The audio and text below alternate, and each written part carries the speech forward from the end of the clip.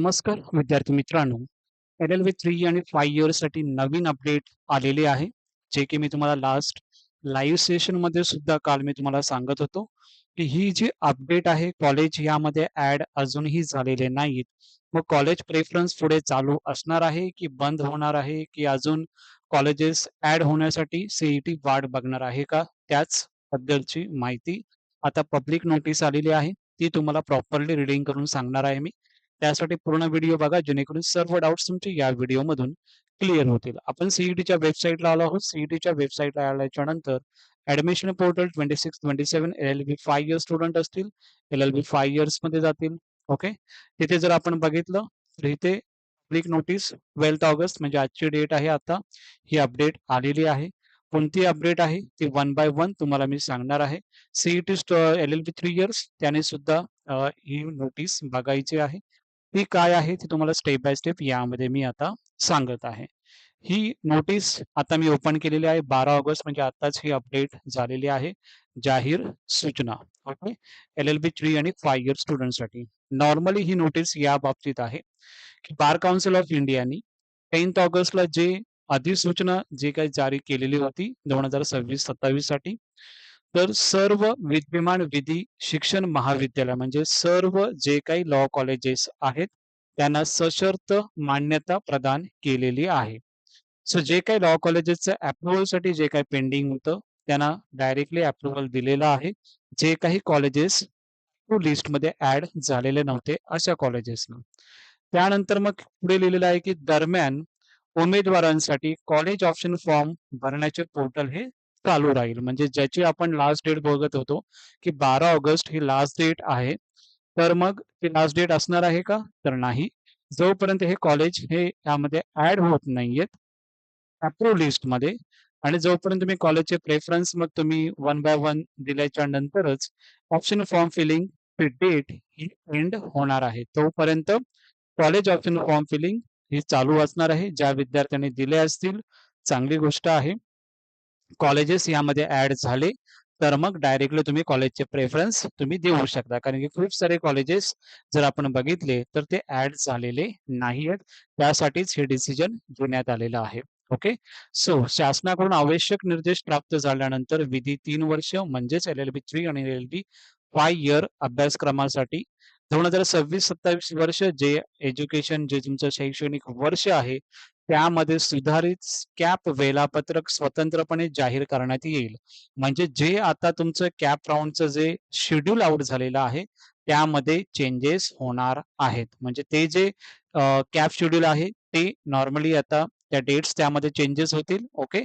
म्हणजे जोपर्यंत हे कॉलेजेस तुम्ही आता ॲड होत नाहीत तोपर्यंत तरी आपल्याला कॉलेजचे प्रेफरन्स देण्यासाठी थांबावेच लागणार आहे. ओके. सो यामध्ये थोडं इंग्लिशमध्ये सुद्धा सांगतो कारण की खूप विद्यार्थ्यांचा प्रश्न होता की सर इंग्लिशमध्ये सुद्धा सांगा.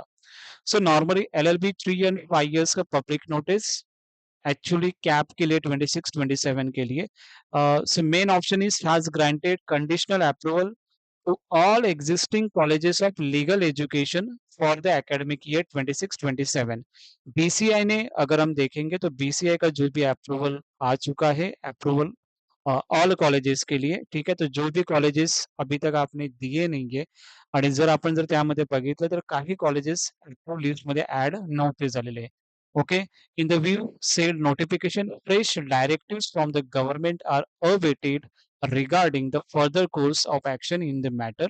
A copy of the aforesaid BCI notification dated 10th August 2026 attached here with information and a reference. Okay. So meanwhile, the option form filling portal for candidate shall remain active. So this portal option form filling 10th GB remaining active ही राहणार आहे. Okay. So the revised cap schedule LLB 3 and 5 years 26-27 shall be notified separately after the receipt of the revised directives from the government. Okay. So option form filling he continue active राहणार आहे. Okay. 12 August जी date होती ती last date होती असं नाहीये. पुढेही option form feeling तुम्ही चालू राहू शकते.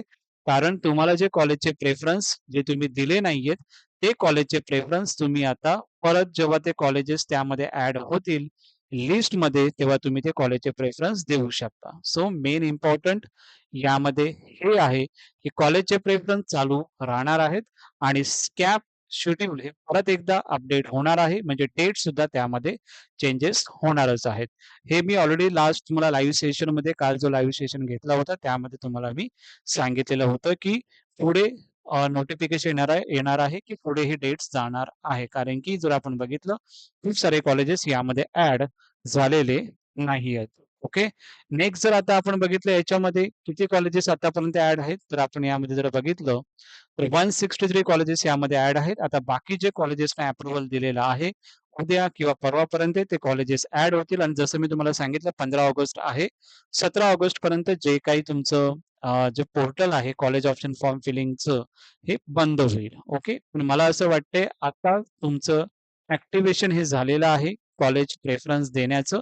इथे जेव्हा कॉलेजेस ॲड होतील आणि तुम्हाला जे पाहिजे ते कॉलेज ह्यामध्ये ॲड झाले, की तुम्ही ते कॉलेजचे प्रेफरन्स देऊ शकता.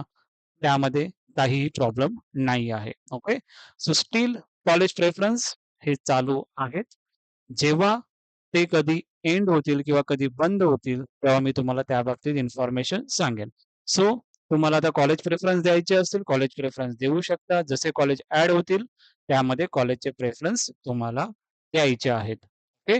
कारण की खूप सारे कॉलेजेस यामध्ये ॲड झालेले नव्हते, म्हणून त्यासाठी ही पूर्ण पब्लिक नोटीस काढलेली आहे. आणि ही इन्फॉर्मेशन तुम्हाला देणं इम्पोर्टंट आहे, जेणेकरून तुम्हाला सुद्धा माहिती पडत राहील. ओके. सो तुम्हाला जर हा व्हिडिओ आवडला असेल, तर नक्की या व्हिडिओला लाईक करण्याचा प्रयत्न करा. तुमचे जे फ्रेंड्स असतील त्यांना सुद्धा पुढे शेअर करा आणि जर तुम्हाला काही डाऊट असेल तर कमेंट करा आणि आपला चॅनल हा तुमचा आहे. सो डेफिनेटली सबस्क्राईब करण्याचा प्रयत्न करा. Thank so much.